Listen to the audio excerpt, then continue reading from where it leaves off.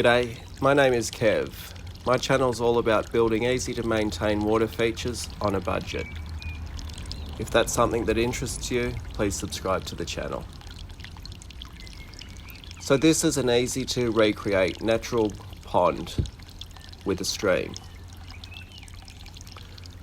The pond is 3 metres by 4 metres and about 60 centimetres deep, and the stream's about 3 metres long. It has a skimmer and biological filter. Both of those are homemade. I have it stocked with Australian native fish. I have southern pygmy perch and some rainbow fish. So it all started with the garden in our courtyard. A pond should always be positioned somewhere where you're going to get the most enjoyment. So our courtyard's a perfect spot because we obviously sit around there. The other thing I like to do is make it visible from the house. This is the view from our dining kitchen area. So our first step was clearing out the remaining plants that were in the garden. The conifer and the trachlospermum were removed carefully because we wanted to keep them and incorporate them around the pond later.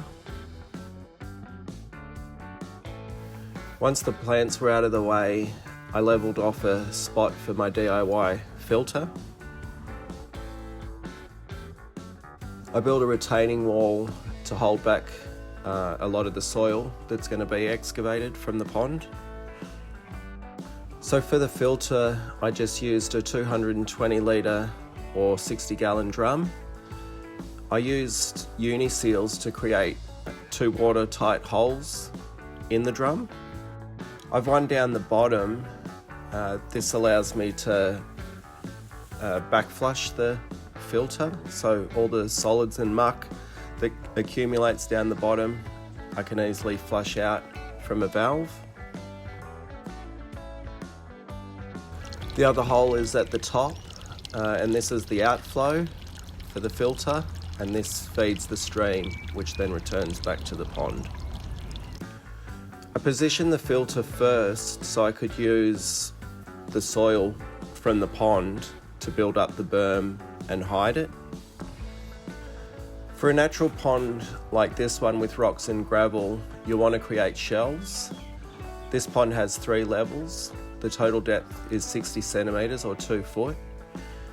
We don't have snow here, so the pond will never freeze over. Rocks and gravel look natural. They protect the liner, provide habitat for the fish and their fry, as well as home for beneficial bacteria. I cut in 2 little areas for water lilies. I like to keep them in the pots, but I wanted to be able to disguise them with rocks and gravel so it looks natural. Once the pond was excavated, it was time to calculate how much liner and underlayment we needed. This is easy to work out. You just take the depth and multiply it by 2 and then add the length. This will give you the total length of liner that you need. Then for the width, you take the depth again, multiply it by 2 and add the width. Now we have the width. So now we've got the length and the width of the liner that we need. We added on an extra 2 metres of length to totally cover the berm, because this is where we're running the stream into the pond and it will dogleg back around. The liner is the most expensive part of this project. It cost me just over $1,000. I won't use anything other than EPDM rubber for my pond liner. While we were waiting for the liner and underlayment to be delivered, I ran the electrical and some airline to the edge of the pond. I like to use low volt pumps because they're safer, but you can also do all the electrical work yourself. If you're using 2 40 volt pumps, you need an electrician to set up a power point closer to the pond. Most of them will only have a max of 10-metre cable on them. The air pump and the transformer sit up on the veranda. I just ran the cable and the air tube through some plumbing pipe just for extra protection when people are digging in the garden. Also, if for whatever reason a pump or the air line needs to be replaced, I can just pull the line through the pipe. That will save me having to dig up the garden or rip up the pavers again. So once the liner came, it was time to rock in the pond. The rock and the gravel cost me around $500. This is really easy and fun. It goes really quickly. It's a lot faster than the actual digging. You want to just start at the bottom and work your way around and up. You backfill with the gravel as you go and just make sure all the rocks are nicely locked into place so they won't move when kids run around in there and stuff. I didn't do it at the time, but learned from my mistakes. If you're going to have lights and the aeration tubing, now's the time to put it in place while you're rocking in. This will make the cables much easier to hide.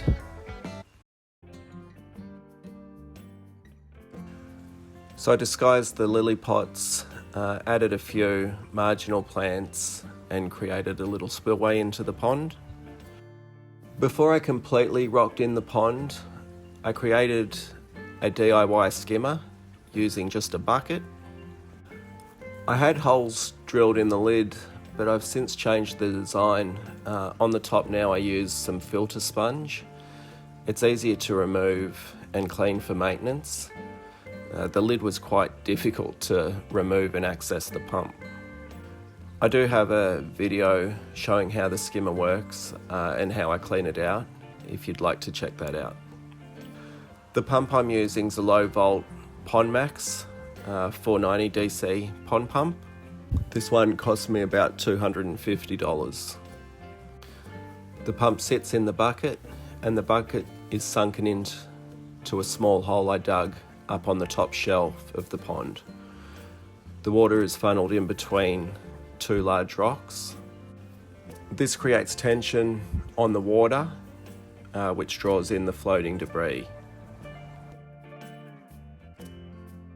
I then connected the skimmer to the filter using just some PVC fittings. When you watch the professionals, they run their pipe work outside the liner. I like to keep it inside just in case I do get a leak in the plumbing. It'll all just drip back into the pond. So now for the filter, I added the valve for the flush out and I added a vertical pipe with a T fitting. This disperses the water at the bottom of the filter. I used large rocks at the base of the filter and gradually got smaller and smaller until I had just like small pea-sized gravel on the very top of the filter.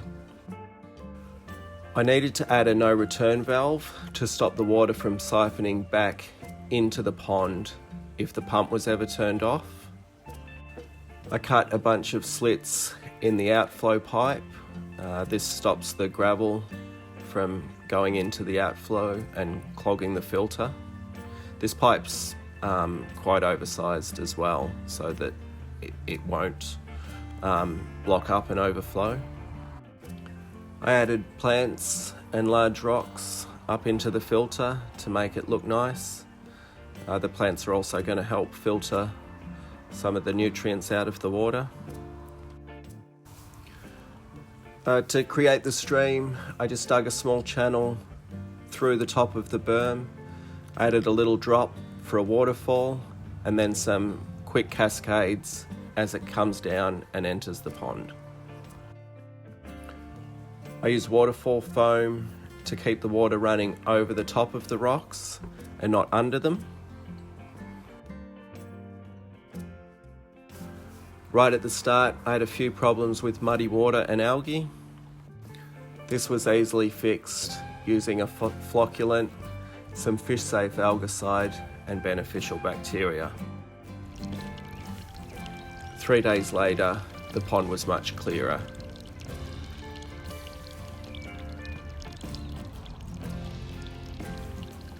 To hide the filter, I use rocks and an old tree stump. You can hardly see it now. You'll notice the Trachlospermum and conifer from the original garden are back as well.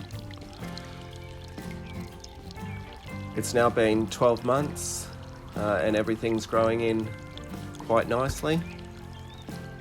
If you'd like to know all the plants that I used, let me know in the comments and I'll do a quick video.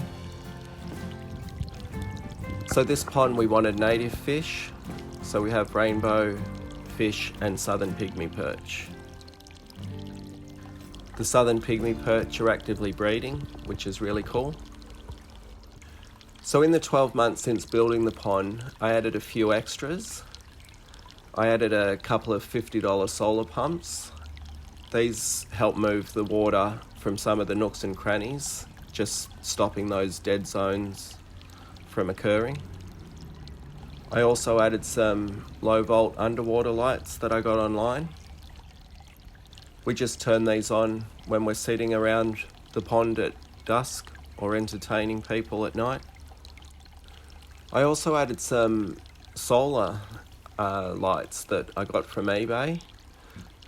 These ones are like pretty weak, they don't light up the whole pond, but they're kind of cool for the fish because they come on every day and they encourage little bugs to land on the surface and you can watch the fish come along and eat them. All up, the entire project cost just over $2,000. I was quoted by a contractor that it would cost between $10,000 and $16,000 for an ecosystem pond this size. I'm sure they would have done a better job than I did, but I've got to say I'm really happy with the end result and especially happy with how much money I saved.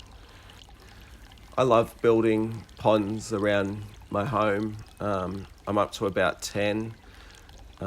So if you want to see more videos like this as I build, more low cost but functional water features, please like and subscribe and I'll see you in the next video. Alright, bye.